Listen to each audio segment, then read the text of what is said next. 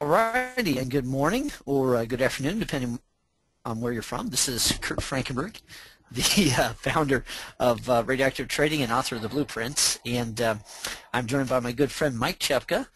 And good morning, Mike. Good morning, Kurt. Where you are, it's good afternoon for me.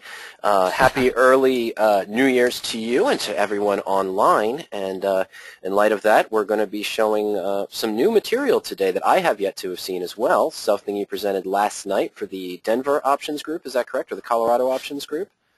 Yes, it's the Denver/Colorado Springs Options Traders Group, and actually this it's not too much different from what we have been recently sharing, but I actually got some questions from the audience that that I wanted to make sure and bring forth. You know, there's just some further clarity on income method number 3. Okay.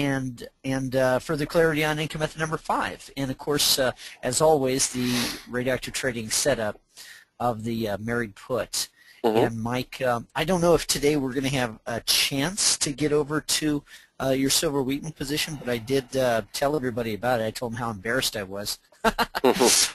Embarrassed because I was in silver wheaton during some of the time that you were, and I bailed when it was coming down, and you know, took my paltry, you know, 1.5–2% loss, whatever it was, very small loss, and you held on and ended up making 59.8%. Anyway, that was part of my confession to that group, was to say that, hey, you know, sometimes I don't follow my own advice, and you certainly did a fabulous job with that trade. The list is populating. I mean, our attendee list, we're getting a lot of new folks in. Good. What I want to do real quick is just make very quick introductions, very quick. I already mentioned my name is Kurt Frankenberg. I wrote a book in 2002 called The Blueprint. And it back then it was set up as a book to describe how I was keeping my risk down to 5% in any stock position that I picked up by also buying a put option. And there were 4 adjustments that I was teaching at that time, that I was practicing as well, 2 involving calls, you know, like covered calls, and 2 involving manipulating the put option for income. Okay. And that grew over the next few years to 10 income methods. And now the book's been sold in 25 countries, and I lectured on the material at MIT back in January 2008. And so that's my introduction. Mike, I'd like for you to give your own introduction regarding power options and how you got started trading options, and what your position is now, and how we met. All right. Well, very good. I am the Director of Education here at Power Options. Power Options is a patented suite of search and analysis tools designed for self-directed options investors. We support over 23 different strategies: income strategies, straddles, strangles, married puts, collars, protective positions, and so forth.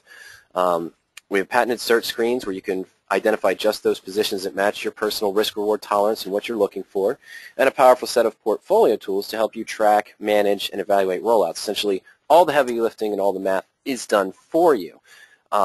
So you don't have to sit there and do the calculations by hand. Now, when I first started working with Ernie Zarenner and the Power Options staff about 8 years ago, I was not an options trader. He introduced me to covered calls and naked puts, and that's what he was trading at the time. He'd been trading for about 20 years. And I got introduced to the spreads, and my main job, of course, was to learn options trading, help customers use the site, and then eventually after the first 5 or 6 months, I started writing articles and education for the site on the different strategies.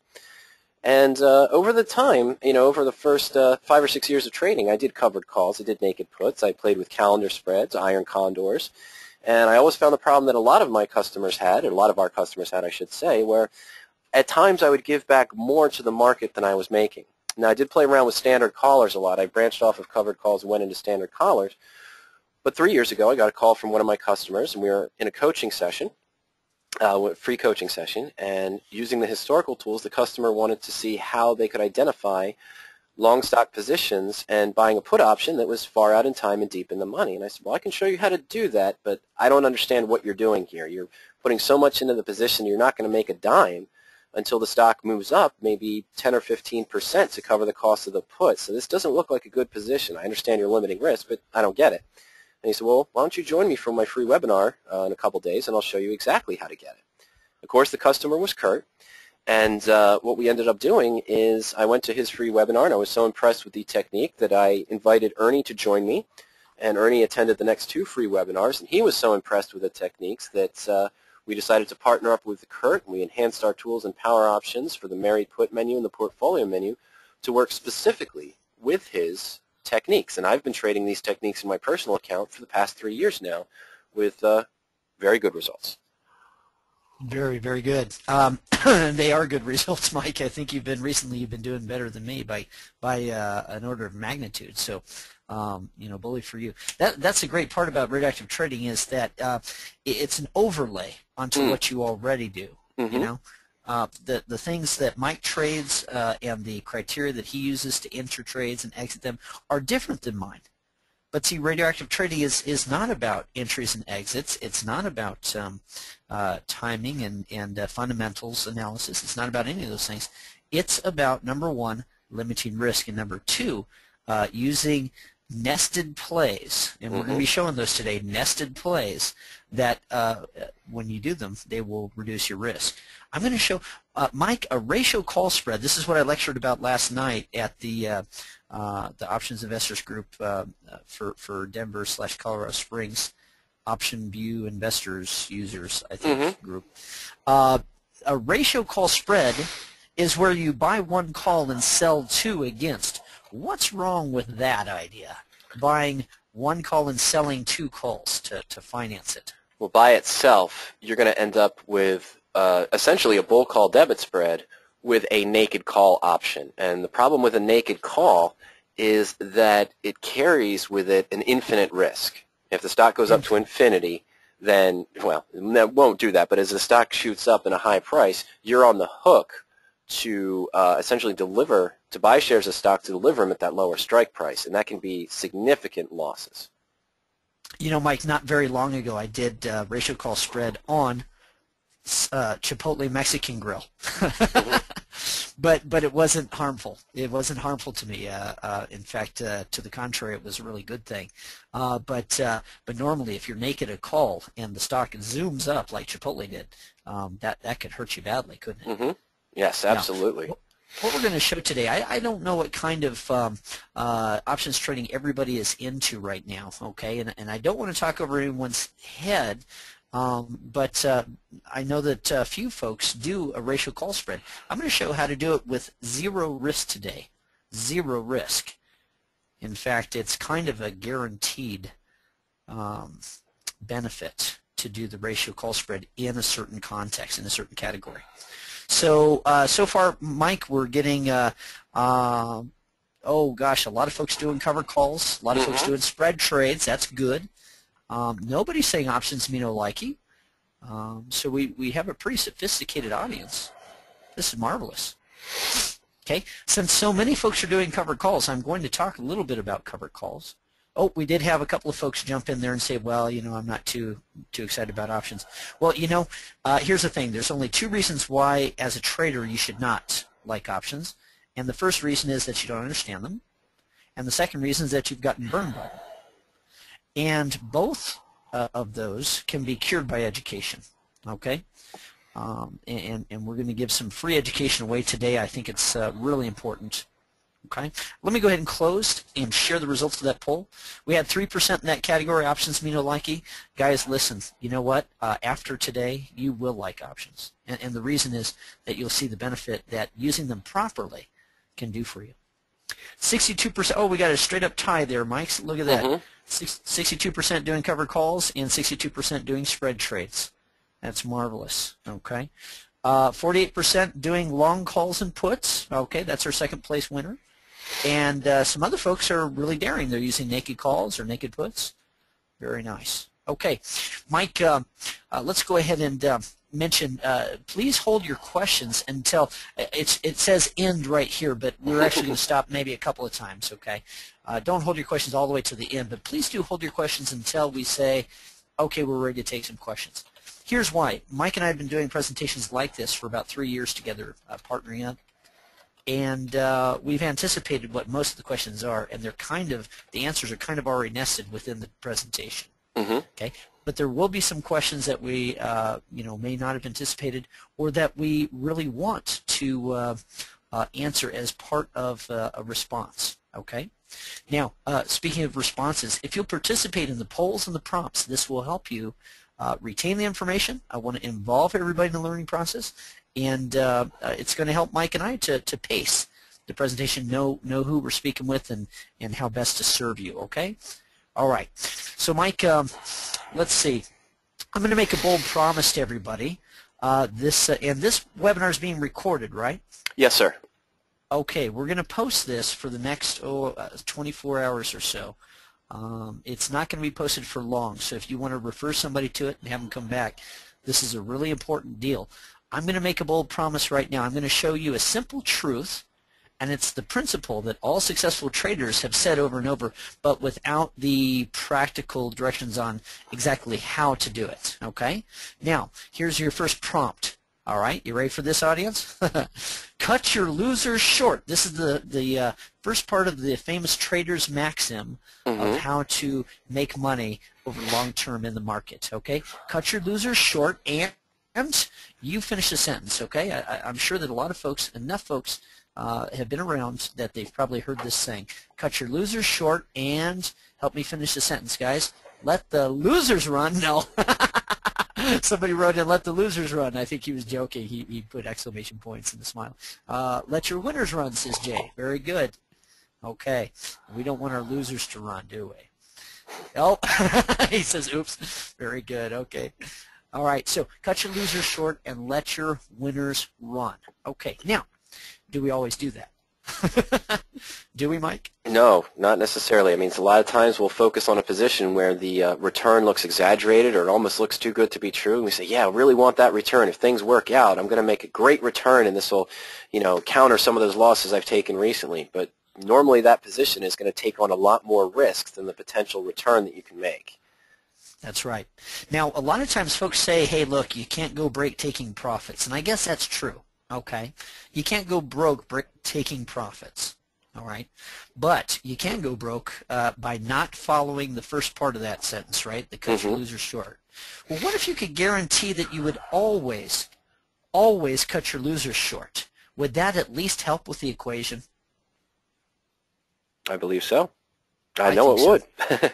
Yeah, well, you and I have both experienced it in our accounts. Here's the promise, folks. I'm going to show a practical, workable, reliable way to put this to work, all right, and instantly improve your trading results. And we're going to do a poll here that's going to determine that. We're going to measure this, okay? All right, so let me run this poll here. I'm just going to do a real frank and honest question, okay? Looking back over the last 12 months, how do you feel about your trading results? Are you happy? Is it yes, I'm happy? Is it no, I'm not so happy? Or is it mixed emotions? Geez, I had some gains, but it really wasn't what it could be.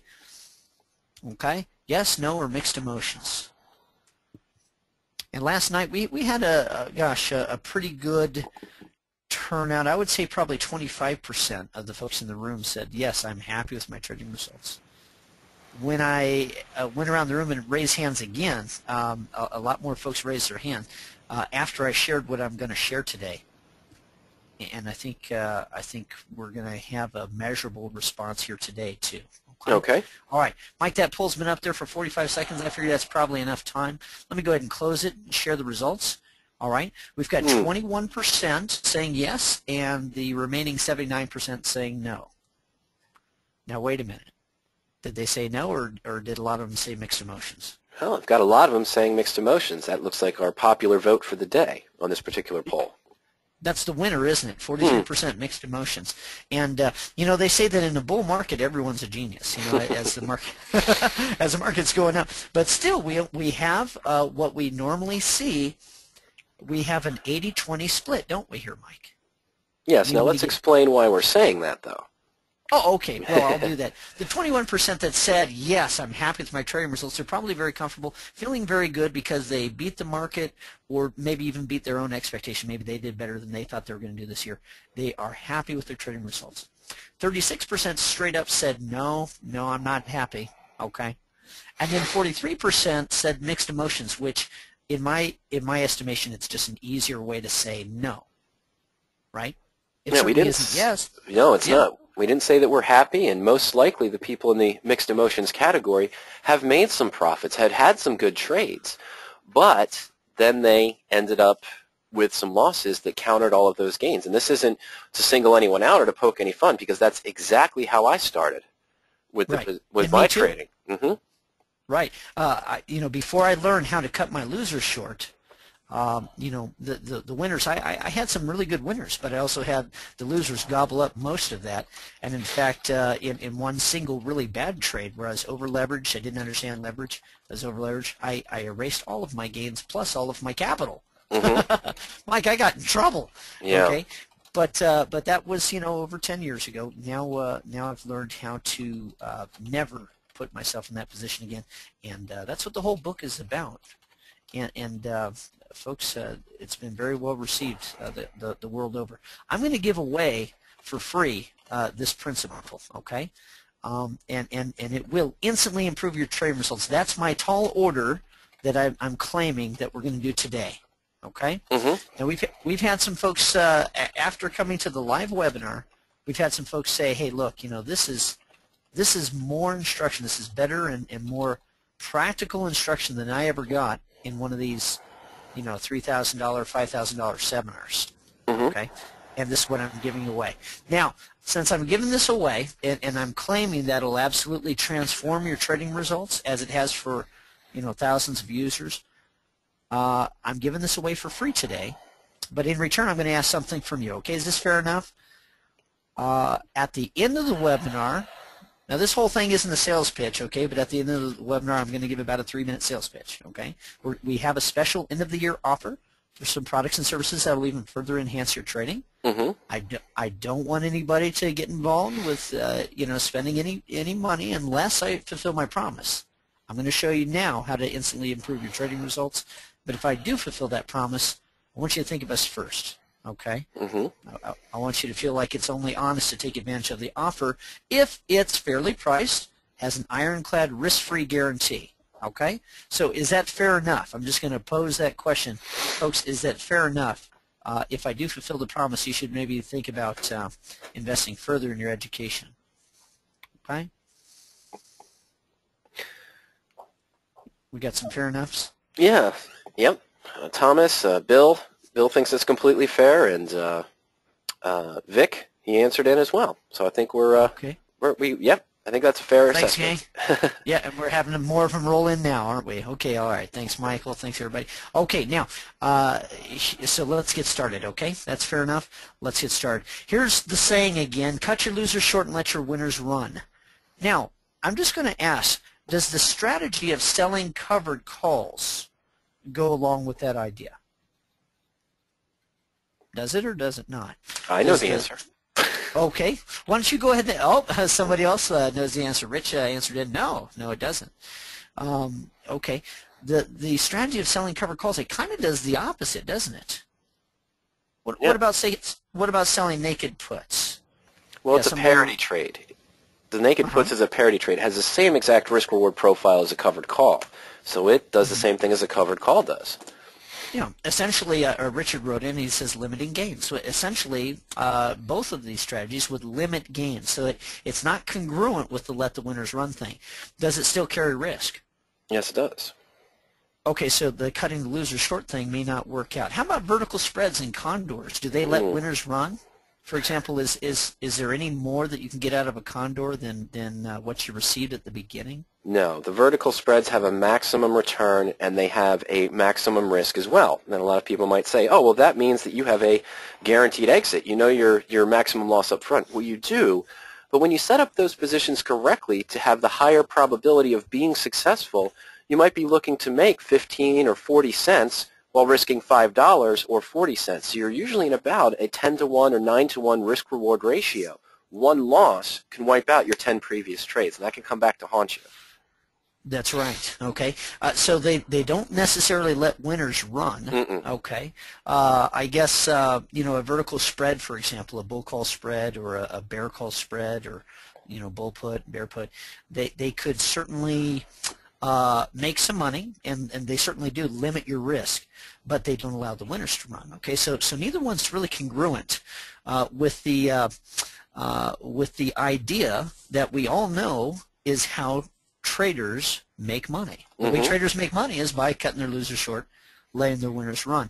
Well, Mike, here's the graph of our popular strategy today here, covered calls.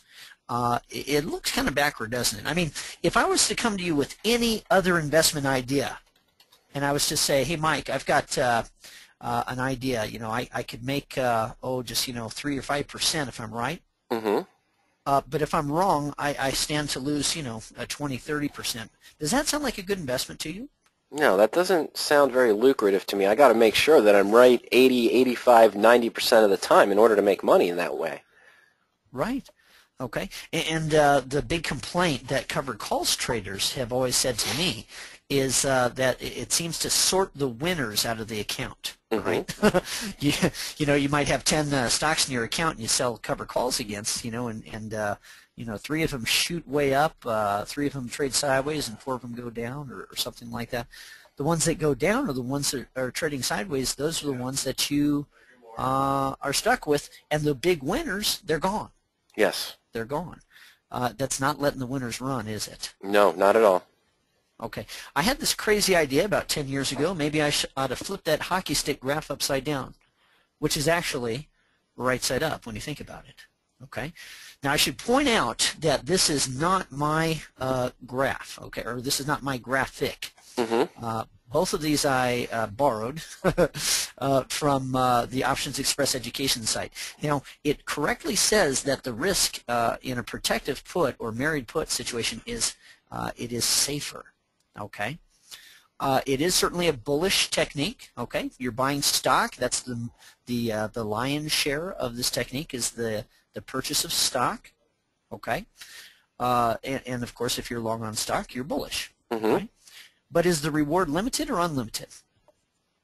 The reward is unlimited. We have the potential to take advantage of all the upside profit potential as the stock takes off. That's right. Okay, now this is elementary. This is Options 101. I understand that, but you know, we've got to think of applying that saying that we know. Here's the covered call, and I'm going to say that this risk dealie here is actually kind of kittywampus. Okay, I mean, I don't necessarily think. Well, I don't necessarily think that trading covered calls is necessarily safer, because if you're going to get the really good premiums, the really sexy premiums, you're going to have to trade a stock that is volatile. And volatile means what, Mike? Well, it means it could swing up greatly and go up 10, 15, 20%, or it could drop down 15, 20, 25% in a single instant. That's right. Has volatility, and the premiums are inflated for a reason. That's correct. They're inflated for a reason, and for that reason, we don't really know which direction it's going to go. Okay? All right, so I'd rather be, if I'm going to be in a volatile stock, I'd rather be in one that I've got a floor built in where I can't possibly lose too much, okay? Now, in 1999, I actually went broke trading on margin and doing covered calls, and that wasn't a good thing. By October 2002, I had done a lot of paper trading with the married put idea, and had also put a little bit of capital together, and I began to mix options the right way. Okay, mixing options the wrong way, in my opinion, is limiting your upside and holding on to the downside potential.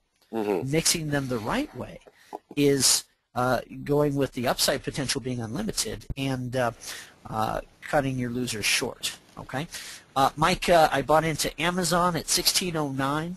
If I had sold a 1750 call, I would have felt like a chump.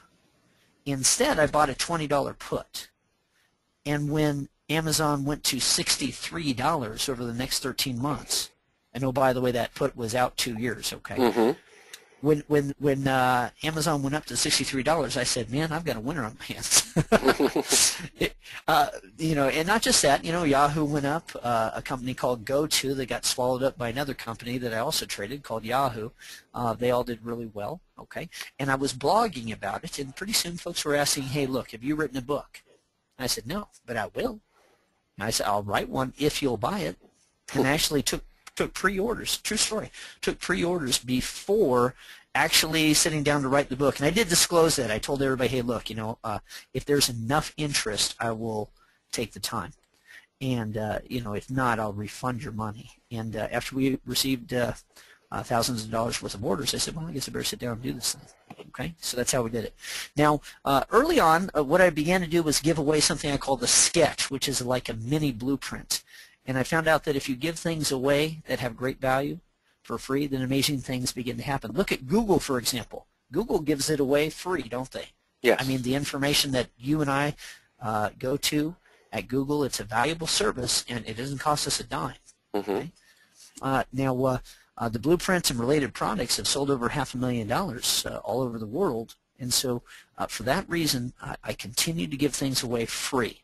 Okay, so we're going to give some things away free, but just before we do, I want to ask, left or right, folks, left or right, would you rather, if you had this trading record where you lost one trade and then you made a lot on another trade and then you lost another, would you rather do it real small potatoes like this, or would you rather use leverage and multiply it times, say 8? Okay, so for example, when you lose, you'd lose 40%, but when you make money, you'd make 160%. Now remember, that's more than doubling your money. 100% increase would be doubling your money. This is 160%. Okay, and then of course you lose 40%. So real quick, don't get out the calculator. Just tell me, what do you think? This looks like a net 10% gain. I think you lose 5, you make 20, lose 5. Okay, or here you have a net, it looks like a net 80% gain. You lose 40, make 160, make 40. Oh, okay, George says left. Okay, George, let's see if anybody else agrees with you. Okay, I had folks at the options trader get together last night. I had folks on both sides. Some folks were saying left, some folks were saying right. Bill very rightly has answered. Okay. Any gain is good, someone says. Okay, Ken wants the right column. Okay, another Bill, I don't think it's the same Bill. Another Bill wants the left column. Yeah, okay. All right, you know what? Let's go ahead and just spoil it. Let's go ahead and say what the outcome is going to be. Okay, Mike, when you have a 5% loss on your stock, okay, and then followed by a 20% gain, and then followed by a 5% loss, okay, the net gain, and you can do the math later, okay, but the net gain is going to be 8.3%. Yes. Now, in contrast, if you were to have a 40% loss followed by a 160% gain and then another 40% loss, you would actually have still a net loss. How about that? This is the effect of leverage, okay? Because leverage works 1 for 1. For example, if you margin something, you can trade twice as many shares, right? Yes. Okay. Using the old margin rules. The new margin rules, you can leverage yourself even more. But using the old margin rules, you can put up $1 and trade 2. Make sense? Okay. So that increases linearly. But losses have to be made up exponentially. Let me give you an example. Mike, if you lose 10% on a position, how much do you need to make to get back what you lost? Well, a lot of people would think I need to make 10%, but really when we work the math, you need to make 11.1% to get back to break even after a 10% loss. That's right. Now let's go 5 times. Let's leverage ourselves 5 times, okay? If we have a 50% loss, then 11.1 times 5 would be, we need to have a 55% gain, right? No. We need to have over 100% gain, don't we? Yeah, you're right. Because if you think about it, if you lose half of your account, 50%, then now you have to double your money to get back where you started, plus a little more for commissions, right? So you've got to make back 100%. You see, like I said before, when we increase our leverage, we increase it linearly, but when we increase our losses, we increase exponentially what we have to make back. That's why leverage is not a good idea. What if we were to increase our leverage just a little bit more? Okay, just multiply it by 10. All right, so now instead of a 5% loss, 20% gain, 5% loss, we have a 50% loss, 200% gain, 50% loss. We're going to make a net loss of over 25%. Just increasing our leverage from 8 to 10, we've taken our losses from 6.4 to over 25%. Isn't that something? Okay. So listen, is the leverage that you get from trading long calls really the better way to go? Well, not unless you want to suffer large losses. That's right. The lie of leverage is, it's important to know that leverage can be used against you too. Mike, my day job, which I actually do at night, is that I've owned a martial arts studio for 24 years now. I'm pretty good with this stuff. And when a fellow walks into my studio, I weigh 160 pounds. When a fellow walks into my studio and he weighs 230 and he's 18 years old, I don't fear getting out on the mat with him. And here's why. Because I understand some principles of leverage and so forth that I can have him howling in pain in just a few seconds. However, you take that same 18-year-old, 230-pound man and teach him the same principles of leverage that I know. Guess what? 6 months down the line, I'm not going to want to fight him anymore. I'm going to want him to fight other 18-year-olds. That's the deal. Okay? Leverage can be used against you too, and the market is bigger, and I don't mean to insult anybody, but it's smarter than any of us. Okay? So the folks that argue that a Mary put's the same as a long call need to look into the math. We're going to get into that a little bit later on if anybody wants to. I've prepared a few slides for it. Okay? All right. Now, Mike, just before we do the RPM structure that limits our losses down to 6% or less, okay, I'm going to do a very interesting exercise with everyone in probability and statistics, okay? And you can perform this on your own later on, okay? Be careful, everyone, because I just might reveal how you're going to beat the market in 2011. You ready for this? I think we are. All right. All right, we go to the TradeSlater tool on the Resources tab at RadioActiveTrading.com, okay? RadioActiveTrading.com. I'm going to push that link to everybody. You don't have to go there with me right now, but you might want to save this for later and use it. Oops. I just put WW. Okay, there we go. Boom. Do you see that, Mike? Did I send that to everybody just right? There it is. Okay, yep. Good. Okay, what we're going to do here is, I'm signed on as administrator. I need to get out. Here we go. Sign out. And then we'll go over to the resources page. By the way, if you want to refer somebody to this recording, send them to this page, the free webinars and podcasts. Send them to that page so that they can take advantage of real quick before offers. you Go ahead. Oh, you just went to the blog there? Wrong thing. I was going to say real quick before you navigate away, the third listed presentation that was there in the webinars, that discusses income method number 1 and 4 in the silver wheat trade. I just wanted to mention that because we're probably not going to get to discuss the silver wheat trade, but that's the presentation we archived where we went through the full trade after it was closed. Right. You know what, Mike? I actually decided to show my trade instead of yours today. Okay. Just because it's more conservative. Yes, it is. You know, I have a 12% gain in 7 weeks. You've got a 59.8% gain in 7 months, and that's really, really impressive. But you know what, folks? If you want to come and take a look at this flash or take a look at it segmented on YouTube, please do. What Mike is referring to as his own trade. He recently closed for a 59.8% gain. You had 7% risk at the beginning. That's right. You were bulletproof, meaning you could not possibly lose 1 month in, and then after that you just kept rolling it until she made you lots of money. That's pretty cool. Okay, so let's go to the resources tab, and we're going to go to the trade symbol and use this tool to talk about leverage. Not leverage. I'm going to say expectancy. Okay, we're going to talk about expectancy. This is the secret to trading. Uh-oh. Okay. All right, there we go. Mike, we've got these tabs on here, and they can be changed. Okay, this, was it? Okay. The target return, for example, loss limit, okay, loss limit, This is the loss that you would take.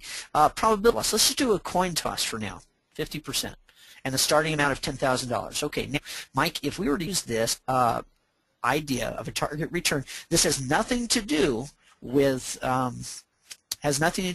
timing trades, has nothing to do with picking the right stocks. It has everything to do with just applying money management to your trades. Okay? Here we have a random run of 100 different trades. Here's a win, a loss, 2 wins, another loss, 2 more wins, another loss, win, 2 losses. See that? So on and so forth. By the end of 100, here's what happened. We had 52 wins, 48 losses. Took the $10,000 and rolled it all the way up to $32,991. That's an over 200% gain. But then we ended up with a low value of $9,038, which also happened to be the ending amount. Well, at one point we might have mistakenly believed that we had a winning system, right, Mike? Oh, sure. I mean, we took that profit up, and you see in those 40 and 50 trade range you have in there, you're still up 23,000, 26,000. That looks like a winning system. Wow. Well, you know, this is random, and so's the market, really. I mean, it may or may not seem to be random to you. Some folks would argue with me. They'd say, well, you know, charts will tell you this and that. And, you know, I have lousy timing, but I make money consistently. Here's what I'm going to point out. We won more often than we lost, but apparently not often enough.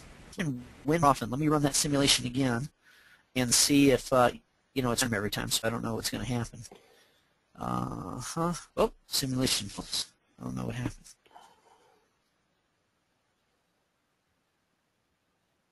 Well, I've never seen that happen there, Mike. Yeah, try it. Output error. Try it again for me. Just run that again. Okay. Oh, there it is. Okay. There you go. All right. Well, this time we failed to have more winners. Okay, so we took our $10,000, rolled it up to double. You know that is something that happened, right? But then our low value was 5,500, and we ended up with an ending amount that was even more. Okay. Let's run it again. Oh, here we go, Mike. This is great. We had 59 wins this time. 59 wins and only 41 losses. How about that? Took our $10,000, rolled it up to 68,000. Looks like we had enough wins early on that we never did dip below our $10,000. This was a bull market. Remember I say that everyone's a genius in a bull market, right? A little bit of luck there. Yeah, a little bit of luck. Okay, but this is great results. Let's look at it, 36,000. Now, here's what I'm going to do. I'm going to go up here and I'm going to change a few things. I'm going to actually go more modest on the target return. Is that something that we can decide? We can decide for a lower target? Yeah, you can set your exit price. You know, if I make X% on a position, I'm just going to liquidate it, excuse me, so we can set that. Okay. And Mike, I'm putting in my average loss for the last 3 years trading, and that includes the crash, okay? So this was my record, okay? Target my returns have averaged 7%. I've actually had some returns that were like in the 40s. But the average return has been 7% on winners. Average loss has been 3.9 on losers. Now, Mike, look, if you're right more often than you're wrong, you're doing pretty good here. Is this better than the record we just saw? Yeah, the ending amount is about $30,000 higher than what we just saw when we were right 59% of the time. All right, but here's something astounding. I just ran it again, and look, I have more losers than winners. See, losses 51, wins 49. I lost more often than I won, and $1,000 rolled up into a pretty goodly amount. Was this a nail-biter of a low here, Mike? No, I mean, you've only lost about 7% there, so from where you originally started from, and that's acceptable in some cases. That's going to be acceptable. You weren't really threatened, in, like you see at the top there, excuse me, with the individual trade results. We didn't have the luck that we had with that first trade of 59 wins. We were right 3 times in a row, so we never dropped 10,000, or the last trading record where we never dropped below that. But 7% is manageable. It's not the 45% we saw, the 45% loss we saw in the other position, on the other record, I should say. That's something, okay?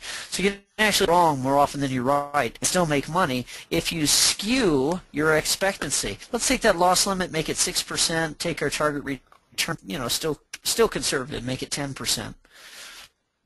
And run one last time. I don't know what's going to happen. Okay.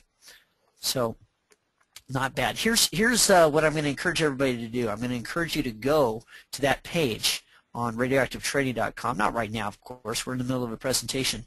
But play with it yourself. Play with it and see if I'm not telling the truth, okay? I'm going to ask folks, what single thing do you think you need to be more successful at trading? I may have kind of already given it away because some folks are going to believe one thing or another. Let's say that from this list you can only choose one. You can only choose one. What should it be? Wow. It looks as though we've got a pretty overwhelming answer here, Mike. Let me give it another 3 seconds, 2 seconds, 1 second. Bam. All right. Mike, we had representatives in all four, or I'm sorry, almost all five. 4 of the 5 categories we had representatives. But what is the winner here, the clear winner? Oh, it's limiting losses more, Kurt. That's the obvious winner. Right. Okay. Nobody wants to spend any more time trading, and I don't blame you. All right. 3% want to spend more time with stock selection, but for what purpose? So you can be right more often? Who cares if you're right? What happens is when you're right, you need to make money, and when you're wrong, you need to cut your losers short. Right. Let your winners run. 7% want a more reliable system for timing their trades. Well, how they? You know, I haven't found a really. I've never found a 100% reliable system. Mike, I lose more often than I win, but I make money. How about you? Do you lose? I think you actually pick winners more often than I do. Excuse me. I have more wins than I have losses. That's right. Yeah, and so you're doing fantabulously. You're doing very well. Yes, but in 2009, or in the decline of 2008, that wasn't true. I had several losers in a row. Right, you had several losers in a row. How badly did they hurt you? 1%, 2% at most on any one position. Wow. Okay, and that's because you were using puts correctly in those positions. That's right. You know, some folks lost a little more in 2008 than 1 or 2%. Some of them might be cursing your name right now, Mike, but the really wise ones are going to say, hey, I've got something to learn from Mike. Maybe I should do that, okay? Listen, here's the structure that Mike was using and that I use, okay? The radioactive profit machine, okay? We start out with the stock, and to that stock we add an in-the-money put option that's far out in time. Here it is September 14th, and I purchased shares of Altera Technologies, but also a March 2011 $29 put option. Now, Mike, for the next several slides, I'm going to speak as though I did this with 100 shares, just to make the math easy. Later on, I'll tell everyone how many shares I actually did. Okay, but I'll speak as though it was 100 shares and 1 put option. Okay. Now, my total invested amount is $30.85, and my guaranteed exit is $29. So the amount at risk is the difference between my invested amounts and what my locked-in exit point is if I decide to exercise my option. So it's $1.85 or 6%. Now, I think you're probably getting questions. We'll go ahead and take questions here in about 3 minutes, okay, guys? We'll have the opportunity to take a few questions. Mike, you can go ahead and answer, whatever has been sent in. But folks, hold them, okay? Hold them for a minute. With this 6% at risk, okay, 6% at risk, I've made it so that I can't possibly lose more than that, okay? So that's the structure. If you're going to buy stock, you want that stock to go up, yes? Absolutely. Yeah. And if it goes up, the married puts, you ride those profits just almost the same as if it was long stock, okay? Now, the alternative, though, is the fact that that red zone, that's your losses are never going to go there, okay? Now, this dashed line, this break-even line, a lot of folks look at that and say, well, when I buy the put, what I've done is I've locked in for myself this loss. Mike, that's not true, is it? No, the only time you would realize that loss, that maximum loss in this position, is if 3 things occur. If you hold the position all the way to expiration, and you make no adjustments during that time frame, and the stock is trading below your put strike price on that date 5 or 6 months down the road. That's the only time you'll realize that maximum risk. Right. So I don't even lose the 6% unless all three of those conditions are present. And Mike, I'm in absolute control of two of those three conditions, aren't I? Yes, you are. Absolutely. Yeah. I can make adjustments, and I don't have to wait all the way until expiration. Okay, so and this gives us a lot of time. It's September, and I'm buying a March 2011 put. So guess what? That maximum loss of 6% that could only be realized if all three things happen. The stock does go down, and I don't make adjustments, and I hold it all the way until expiration. Okay?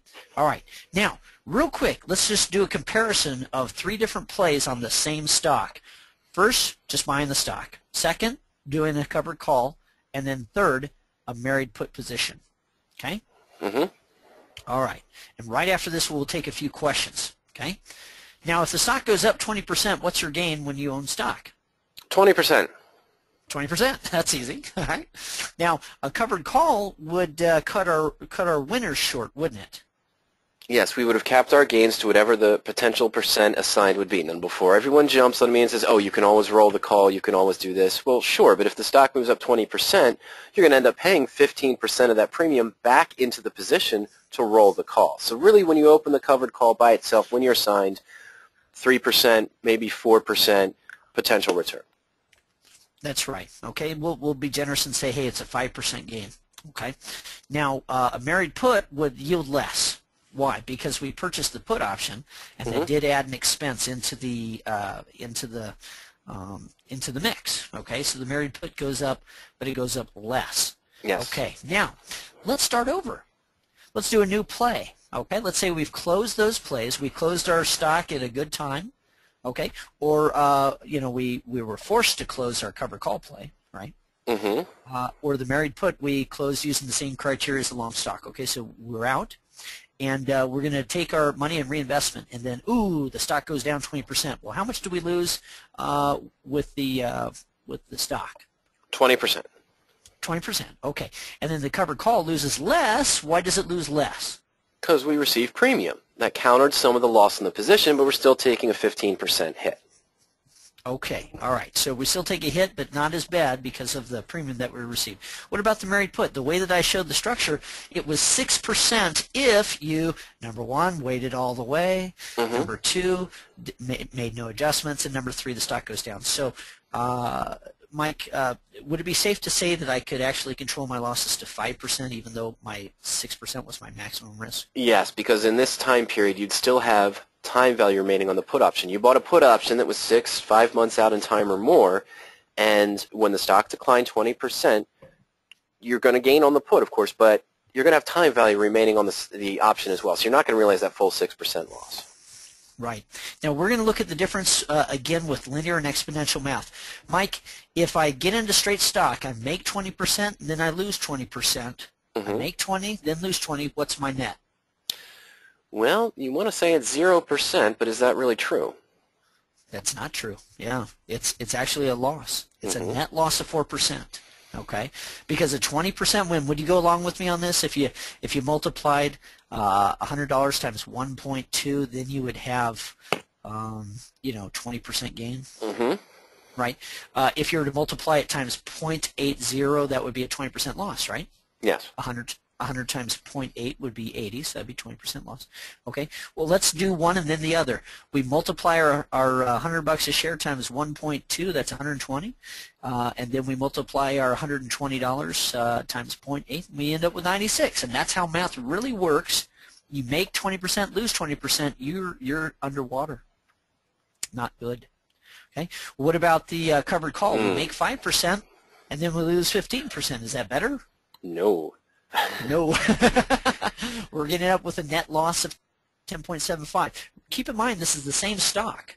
We've just played it a different way. How about the married put? Okay, or the same two stocks. The married put doesn't make as much as the long stock play, but then again, it didn't lose as much as the long stock play did later. So our net is a net gain of 9.25%. Which of these three do you think most folks would want to do? And that's without the adjustments. Without the adjustments, just looking at the straight limiting risk and then taking advantage of the upside.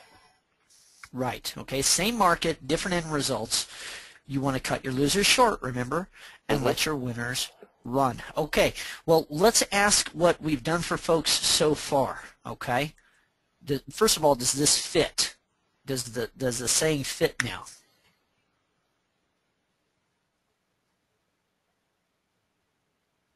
I would say yeah. Of course. I'm going to go ahead and run this. Yeah, I'm going to run this poll again. Do you remember when we asked you, are you happy with your trading results from last year? I'm going to say, would you have the same answer? Would you still be happy? Or if you were unhappy, would you be happy, or at least happier? Okay, or would you still say no, or mixed emotion? If you were able to keep all your wins from last year, I'm not even going to talk about increasing your winners, okay, which we're going to show you how to do that in a moment. But this is what we've done for you so far. If you were able to use a time machine and go back and change all your losses from whatever they are to 6%, would you do it? Would we be happy with our trading results if we did? I'm going to leave this poll up for another 20 seconds. I want 100% participation. I want everybody that participated in the first poll, and even folks that came on afterwards, okay? Because some folks said, you know, I wasn't happy or I had mixed emotions. All right? I want everybody to participate in this. Would you have been happy over the last 12 months? Okay? Let's give it another 3 seconds, 2 seconds. If you haven't got your vote in, do it now. 1 second. And close. Okay. All right, Mike, this total seems to add up to 99%, but that's because of rounding. You know, not every number is going to be exact. 51% would have said, yes, I'm happy with my trading results. Mike, is that better than 20%? Yes, it is. We've more than doubled that, haven't we? Yeah. 33% would have said no, but been closer to yes. They'd be happier with their trading results, okay? So that's 84. I'm going to say probably 85% because of the rounding. And 15% would have still said no or mixed emotions. Look, guys, if you're losing less than 6% on your bad trades and you're still not happy with your trading, I would suggest that you're probably losing it too often. And that is another subject entirely.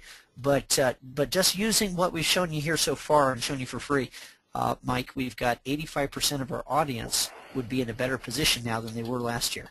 Here's an interesting question. What about next year? What about next year, right?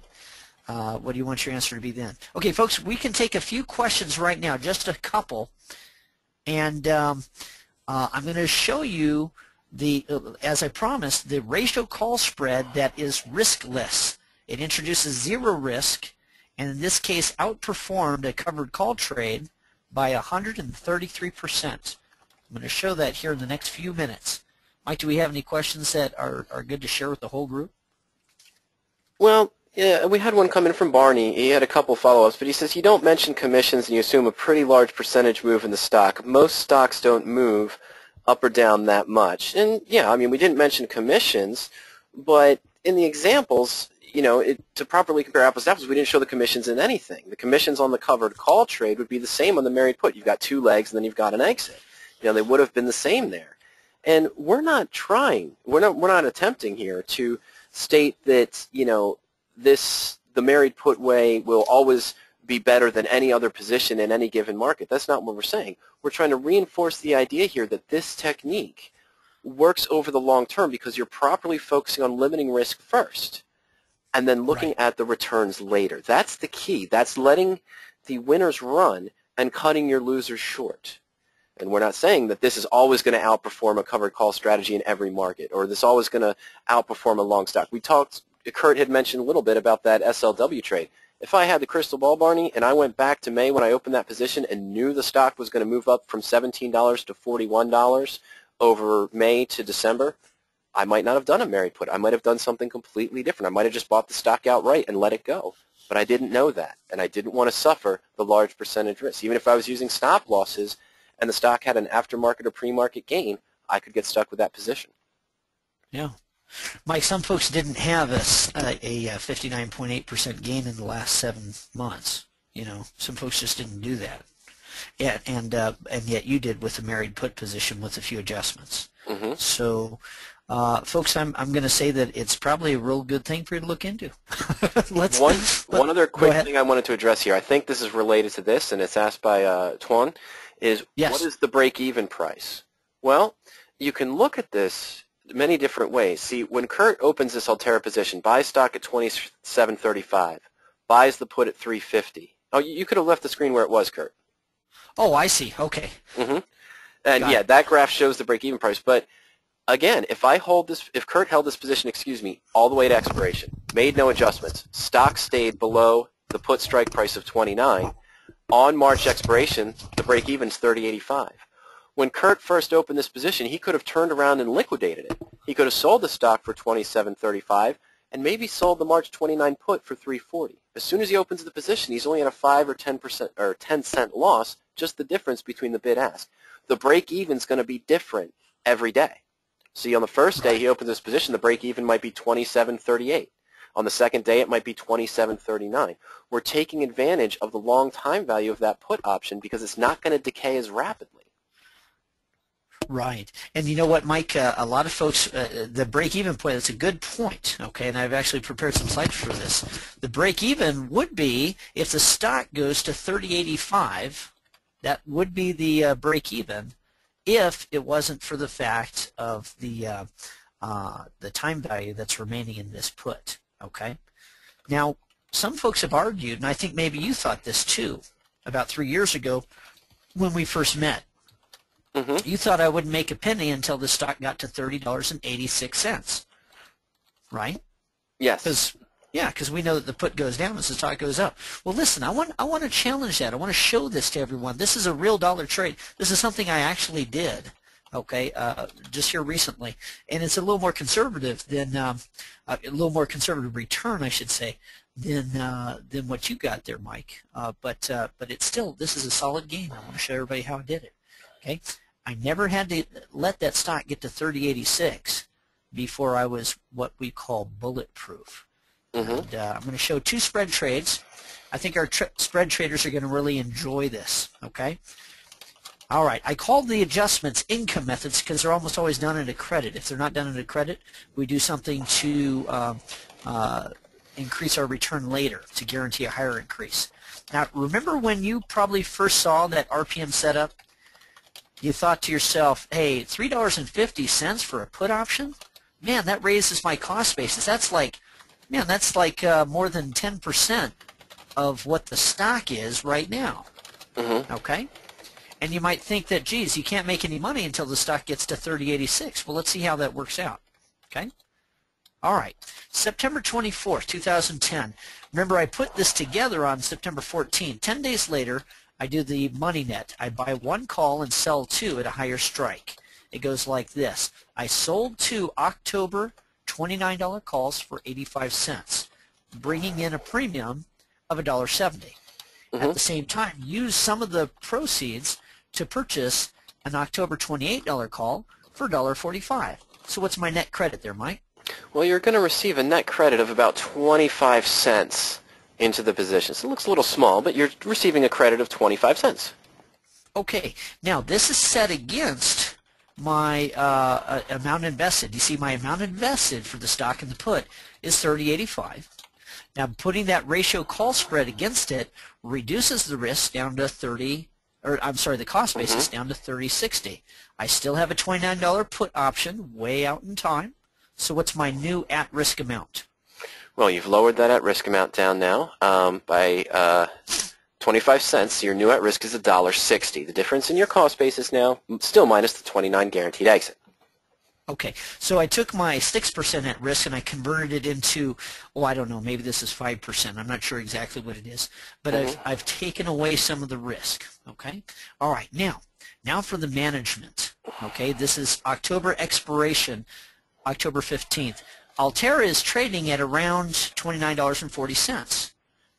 The $29 short calls are going to get my stock called away, and I don't want to do that. I want to keep the stock. So what have I got to do?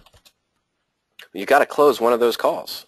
So you don't have the obligation to deliver, in this case, the example, 100 shares of stock at that price. Right. Now, I had received 25 cents in premium, and the $29 calls we're trading at 55 cents on the ask. Mm-hmm. So doesn't that put me behind 30 cents when I buy to close them? Yes, it does. You're going to add back into our cost basis, aren't we? Okay, I'm going to add back into the cost basis, but we're forgetting something. Let us not forget. On September 24th, I had bought one $28 call and sold two $29 calls. Remember, I'm speaking as though I only did this on 100 shares of stock. All right? Later on, I'll reveal what really happened. But here's what happens. I buy $28 calls and sell twice as many $29 calls, and that collects 25 cents credit. Okay? Mm-hmm. And then I'm going to buy back just one. See, one of these short 29s was against the stock. The other was against the $28 call. So on October 15th, I buy back just one of those for 55 cents. Mm-hmm. So yeah, my net debit is 30 cents. Okay? To review, September 24th, I put on this ratio call spread. We call it income method number 5, or the money net as a nickname, because I picked up a credit of 25 cents, but zero risk. There's no risk. If the stock goes down, I get to keep that 25 cents. If the stock goes up, I might do something new. Here's the something new I did. I closed one short call for 55 cents. Mm-hmm. Got it? Now that results in a net debit of 30 cents, but I'm left because I bought bought one and sold two. Once I close one of them, that's sold against the stock, then I'm left with a bull call spread. And oh, by the way, it's expiration time. I've got a $28, $29 bull call spread. Does that make sense? That's right. Mm-hmm. Okay. So now is my stock going to get called away? No, you've canceled your obligation to deliver your shares of stock. Okay, my debit so far has been 30 cents, okay, because I did the ratio call spread and then closed a portion of it. So now Altera is over $29, so that $28 call and $29 call, bull call spread, is going to close in the money. In the middle of the night on expiration Saturday, my broker looks and sees that I have the right to buy Altera at 28. And he also sees that I have the obligation to deliver Altera at 29. I don't even have to wake up and do anything. Mm-hmm. He buys shares of Altera at 28, sells them again at 29, and the remaining dollar goes into my account. So I have paid a 30-cent debit and guaranteed myself $1 back. Is that pretty good? Yes. Uh-huh. All right. So that's what I've done, is guarantee myself a 70-cent net credit caught in the money net. Okay? And again, that's done within the context of the married put. So what if I had done a plain vanilla covered call, Mike, if I didn't know the income methods in the blueprint, if I had sold a call and then bought back those calls later on, what would my net premium be? Well, you would have just generated the initial call of 85 cents, okay, the premium up front when you sold the call, had to buy it back for 55, so your net premium total then would have been 30 cents. Right. Okay, and that's still good. That's still good. But 70 cents is better, wouldn't you say? Absolutely. Mm-hmm. Okay, and since I did this on 500 shares with buying 5 calls and selling 10, okay, what happens is that's a difference. Instead of collecting $150 credit at 30 cents, I picked up $350 credit at 70 cents. A 133% higher premium captured by using income method number 5, the money net. Mm-hmm. Is it good that I knew that? Yes, it is. All right. I hardly ever use plain vanilla covered calls. Mm-hmm. Okay. All right. So here's the original setup, 3085. Do you remember that statement where, geez, Kurt, that stock has to go to 3086 before you make a penny? Well, let's see how that works out. By doing the income method adjustment here, I brought in 25 cents at no risk. If the stock went down, I would keep that 25 cents. Therefore, I have an adjusted cost basis of 3060. Now, the stock actually went up. So I had to buy back one of the 2 calls or actually 5 of the 10 calls, right, Mm-hmm. for 55 cents a piece, leaving a cost basis of $31.15, and in the middle of the night on expiration Saturday, I buy 500 shares at 28 and then immediately sell 500 shares at 29. So I collect the $1 per share difference, or $500 total. Okay, and so that brings my cost basis down to $30.15. I hope everybody's following this. Okay, so now we've got a new cost basis on my married put position of $30.15. Pretty cool. Mm-hmm. All right, what I've done here is I've reduced this gap. That gap that was represented by, that was 6% total at risk is now much less. It's more like 3.5%. Okay. Okay, now remember this statement. The statement was, okay, Kurt, okay, you're paying $30.85 for a stock that's at $27.35. You're not going to make any money until the stock gets to $30.86. Well, let's see about that. Oh, you know what? I didn't ask you this question. Let me go ahead and ask you this question. What do you usually do with an idea that goes against what you've heard before? You know, a lot of folks think, hey, you know, don't do a married put because that cuts into your profits. Mm-hmm. What do you usually do with an idea when it contradicts what you've heard before? Do you reject it out of hand? Don't even, you know, give it a second look?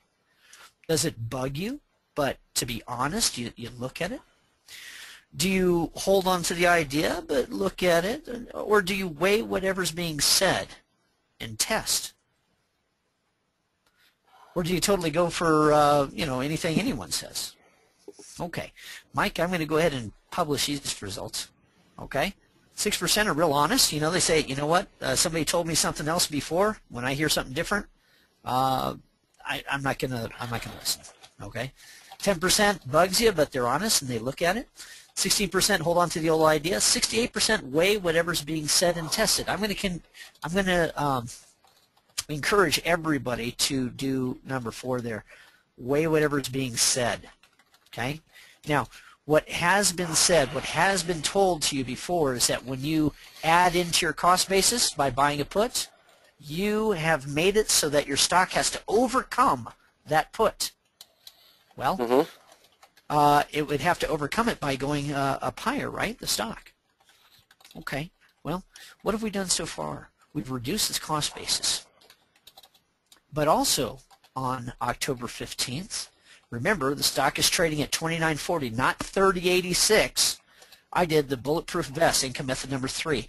Now, Mike, I sold to open. I'm sorry, that says sold to open. It should say sold to close, STC. Okay. My apologies. I sold to close my March 2011 $29 put option for $2.52. Now, that's interesting because it's a $29 put, and it had been $3.50. Now it's $2.52. It's only lost 98 cents, right? That's right. Mm-hmm. Okay, and I've captured 70 cents by doing the money net. Okay, now Mike, should I leave this position in place? Should I, you know, fail to have a put option in place? Well, yeah. I mean, once you sell to close, now you're not protected anymore, so you want to roll that to a new position. Okay, here's what I did. I bought to, this should say sell to close, not sell to open. And this is one commission, by the way, in my Options Express account, because this is a spread trade. I'm closing one, opening another. And what it says here is November 2010, got a $30 put option. And it cost me $1.62. So is this a debit or a credit? You're going to receive a credit for this, Kurt. So you're adjusting your insurance policy, moving it in closer in time, and you're going to receive a credit against the position of 90 cents. Wait a minute. I did a spread trade before that did not introduce any risk.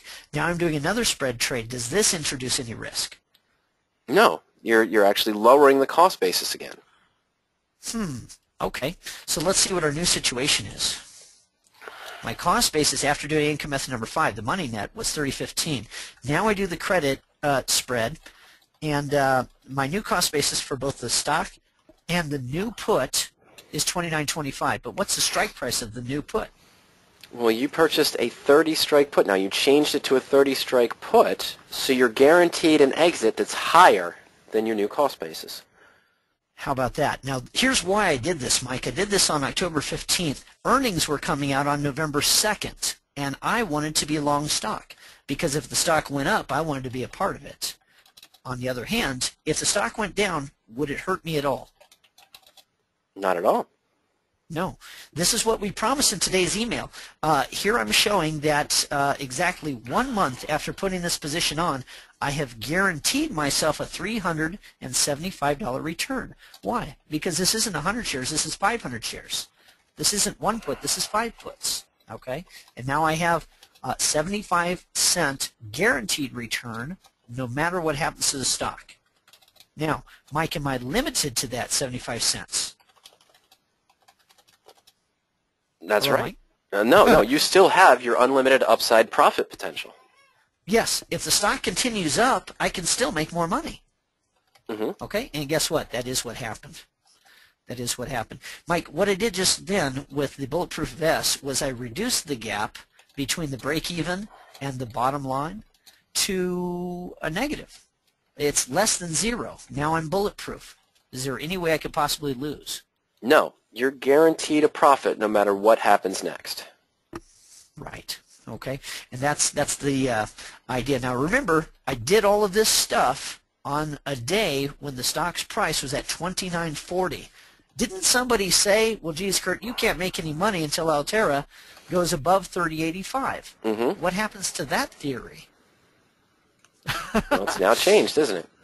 Yeah, by the time the stock got to $29.40, I have a locked-in profit. I mean, I have no way to lose.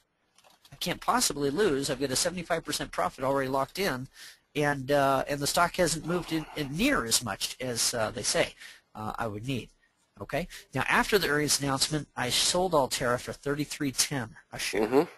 Because guess what? After the earnings announcement, it took off, and so did my profits. Okay, so instead of settling for 75 cents a share, I got a $3.85 per share profit. Pretty cool? All right, so with an initial investment of $30.85, I used a ratio call spread to mitigate some of the risk, then another put adjustment to take away all of the risk, and the stock was only at $29.40. Okay, now what that totally ended up with was a 12% profit in 6 weeks. And if you factor in all the commissions, I want to answer this for, was it Ken that talks about commissions? Okay, if I factor in all the commissions from all the adjustments and the entry and the exit, that 12% profit is actually, it's 11.9. Okay, that's what happens after we factor in all that. Okay, never had more than 6% at risk. I was bulletproof a month in and had a major news event happen where basically I was fearless. Okay, so that's pretty much what I wanted to share. Mike, I'm going to ask another question, okay? Do you remember this poll here where we had 85% say that they would have done better? 51% would have said, hey, I'm totally satisfied with my trading. And 33% said, well, you know, maybe I wouldn't have been happy, but I'd be happier. I'm going to ask you to put a dollar amount to that. How much better do you think you would have done last year if you had kept your losses down to 6% or less and also kept your winners? In cases like what you just saw, you might be able to be fearless and hold a winner for longer, and therefore you'd increase your wins. But only, I mean, even if we just kept our wins, didn't increase them, just kept our wins, and our losers were 6% or less, what would have meant to your bottom line? I'm going to leave that up for another 5 seconds. I'm very encouraged that nobody says, I didn't get it. All right, let me go ahead and close this. Mike, we actually had somebody answer one time. I can't see how forcing yourself not to risk too much could even help. But that wasn't the case today. Today, everybody was with it. 11% would have saved at least $300 on their worst trade last year. Great. 21% would be ahead by $1,000 to $5,000. The lion's share, 53%, would have saved or made $5,000 or better. Listen, in case you missed it, You don't have to purchase anything from RadioActive Trading to start applying the principles now, okay? And if you don't take advantage of our offers, at least take advantage of the information you've been given right now. Please let your answer next year be, I'm happy with my trading this year. Okay? Please let it be that, because if you'd only had this information a year ago, 53% would be ahead by 5,000 or more. Okay. I'm going to ask another question. How much would you say that you've invested in your options education? Would you say nothing? Would you say double-digit range, triple-digit range, quadruple-digit range?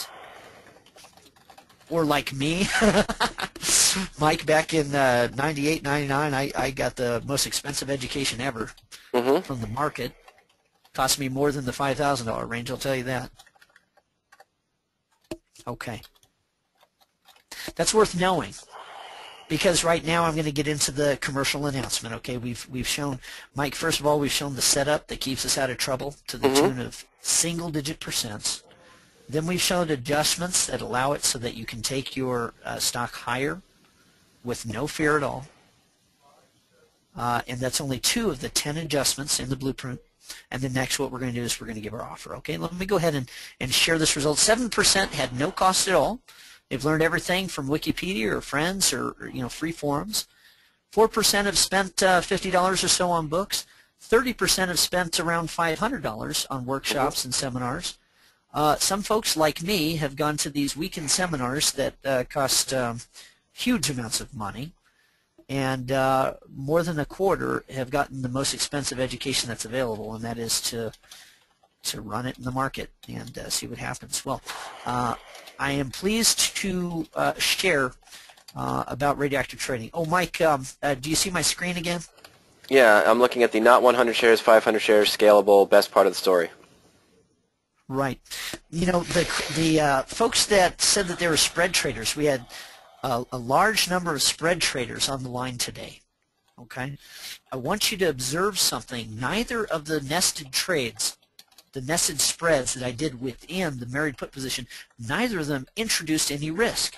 When you do a ratio call spread, buy 1 call and sell 2, that's unlimited risk. But in this case, there was no risk. In fact, the stock went up, which is usually a bad scene when you've got a ratio call spread in place, right, Mike? Yes, that's usually a bad scene. But the management technique that I used there turned it into a better positive than a covered call possibly could have been. Okay, the put roll that I did produced a credit, but introduced no risk. Okay, so that's the best part of the story. So, any questions? Oh, yeah. I mean, I have some ones I should bring up with the group. I've been discussing with Maureen, and our discussion initially started where she said, yeah, when we were comparing the covered call to the married put to the long stock position, if the market stayed flat, the put premium retrospect would have reduced the results. In other words, there's always a scenario where any strategy would have been best in hindsight. And I told her yes, and to support that, my silver wheat trade, if I knew the future, I would have done something different. Now, we're not trying to say that this strategy, the married put strategy, is going to outperform every strategy in every given market. That's not what we're saying at all. This is a trading methodology that over the long term will be able to limit your risk so you keep more of your investments but still take better advantage of the upside profits. We're not saying that, oh yeah, sure, in a market where the stock does X, this would have worked better than the covered call position, or this would have worked better than that. What we're saying is that over the long term in a trading record, the market's going to be varied. The market is going to be random, and the key to success is limiting your risk.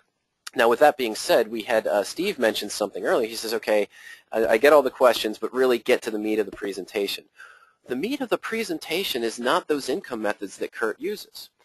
I honestly think, when Kurt sometimes sends out his promotional emails and he talks about, hey, look how I made 6% or 8% on this position without having the stock move up because I applied this income method, that income method isn't the meat of the presentation.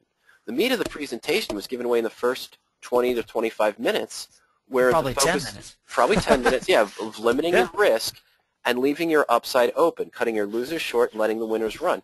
We had investors who followed Kurt into the ALTR position. That were in the phishing account, they own the blueprint, and they made profits using different income methods than Kurt applied. That's the benefit. The income methods, the 10 income methods, are not all bullish income methods. Some work in a neutral market. Some work in a bearish market. The real meat of this presentation is to have a guaranteed setup where you can limit risk first. You're put into a position where you have limited your risk no matter what, still have unlimited upside, and yes, you look at that profit and loss chart, hey, it is a bullish strategy. But not all of the income methods are for a bullish market. Some are used in a neutral market if the stock stagnates. Some are used to generate income and reduce risk in a bearish market. That's the idea. Mike, I'd like to point something out. When I did the ratio call spread, the stock, ALTR, was trading at 28.50 exactly. It was right between the strikes of 28 and 29. Mm-hmm. Now I took on the 25-cent credit, and later on, by managing it, it turned into a 70-cent credit, right? Right. But if the stock had stayed flat, it would have been better for me. Income method 5 is a flat market income method. You know, the income methods can be used in different markets. Some are for falling markets, some are for sideways, some are for rising markets. Income method number 5, if I had stayed in it, or I'm sorry, if the stock had stayed flat and closed at 28.50, what would happen to my $29 calls? Would I have to manage them at all? No, they would have just expired worthless. How in the money would my $28 calls be? 50 cents, right? Yes, so I would have caught 50 cents in the money net, which I created at a 75-cent credit.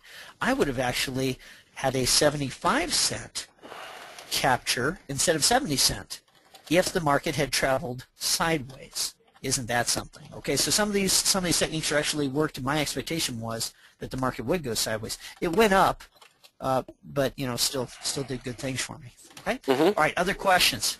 No, I think we're good. Yeah. Okay. What I'd like to do is get to the offer. I thought that some folks would have questions about how that income method number 3 thing worked, and so I prepared these slides. The time value portion of the put. Remember, the put was $3.50 in price, but it was in the money by $1.65. $1.85 of it was time value. By expiration, it was nothing but time value. Now, here's why. The stock went up, right? And as the stock went up, the intrinsic value went away, but my stock went up dollar for dollar, so there's no net loss. And the time value increased.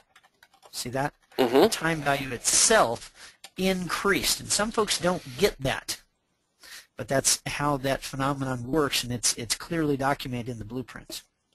Okay, that time value can actually go up as time goes by if you purchase correctly.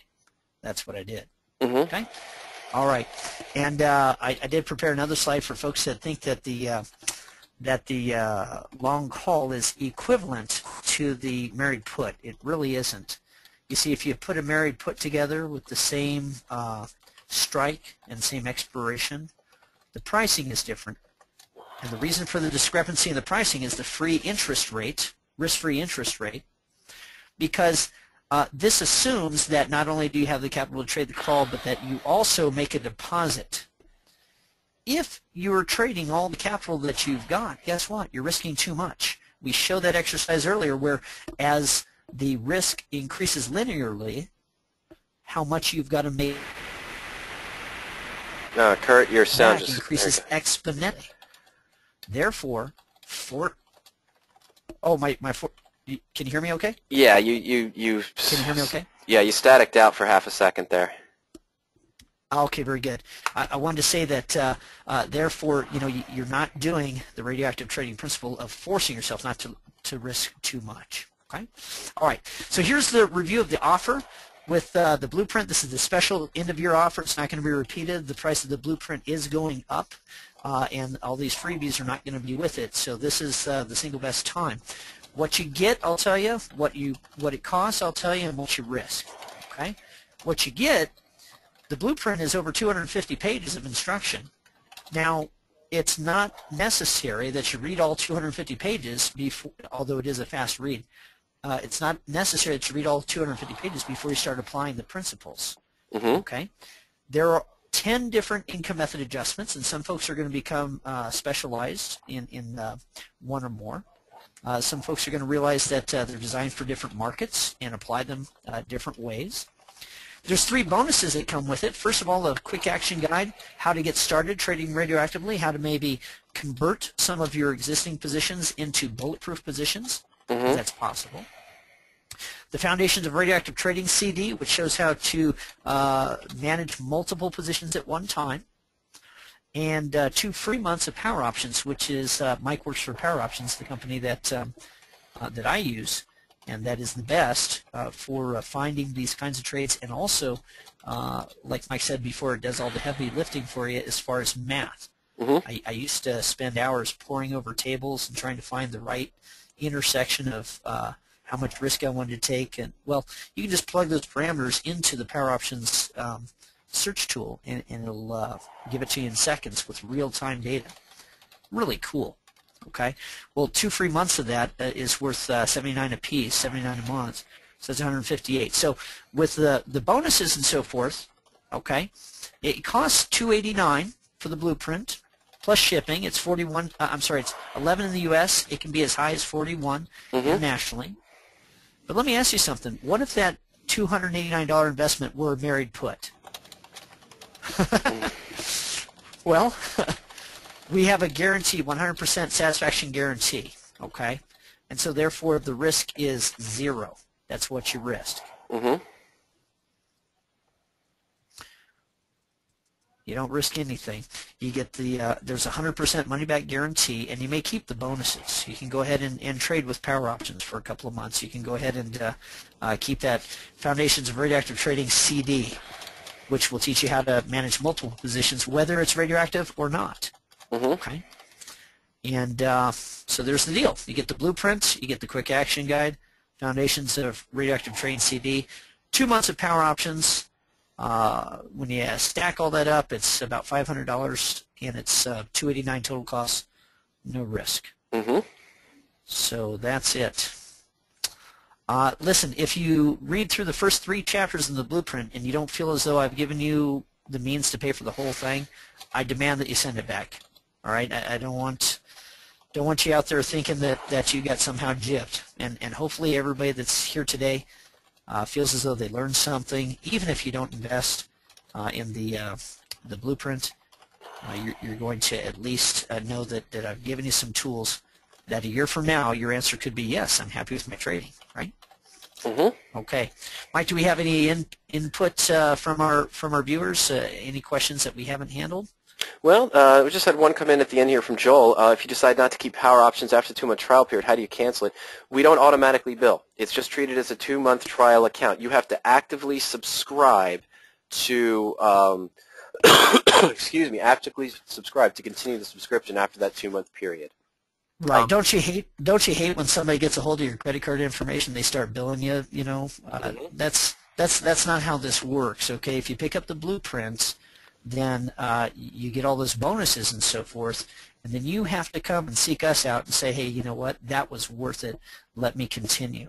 And I don't think they have to supply the credit card info again, do they? Or do they? No. It's if you put your information in to buy the blueprint, we email you the user ID and password and set everything up right away for you for the 2-month trial. But we don't record your billing information into Power Options. You just have a free 2-month trial account. Right. And so if they want to continue afterwards, they got to send an email saying, hey, look, bill me again, and I'd like to get started, or I'd like to continue. Oh, Richard, hold on. Yeah, Richard wants to know, what if you're already a subscriber of Power Options? We take your existing account and apply 2 months to your existing account, Richard. Okay? Yay! All right, let's see here. So he's already a satisfied user of Power Options. Now he's going to get two free months. So that's $158 value. Yeah. We're running out of time here. I want to answer a couple quick questions. Huang asked, please tell me more about the tool and its offer.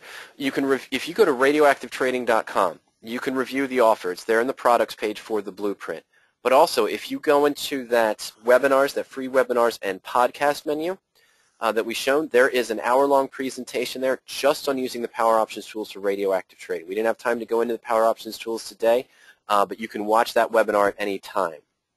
Barney, I'm going to give you something away for free, and everyone else here too, but I'm not going to give away the specifics. Barney wanted to know, are there adjustments you can make to condors or butterfly trades?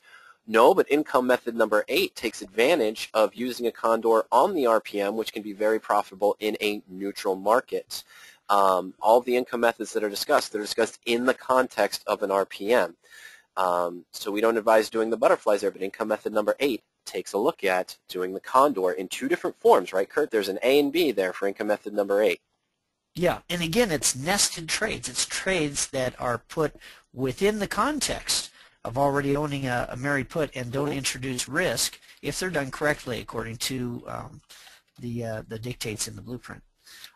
Folks, I want to just ask you a question. I'm not trying to pat me on the back or Mike, but I do want to know, did you get some value out of today? Okay, do you feel as though you learned something?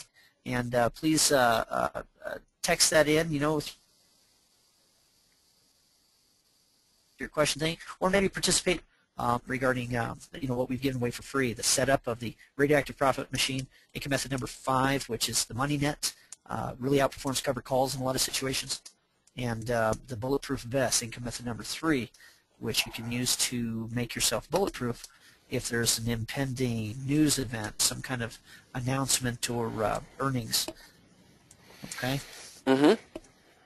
And guys, I appreciate it. We went over a little bit. Thanks for all the questions, and please refer your friends to this video, which will be up in probably a few hours. We're going to send out an email reminding everyone, and particularly the folks that missed it or couldn't attend because of work obligations or other things. I want to make sure everybody gets a chance to see that, plus the offers because they expire at midnight tomorrow. Okay?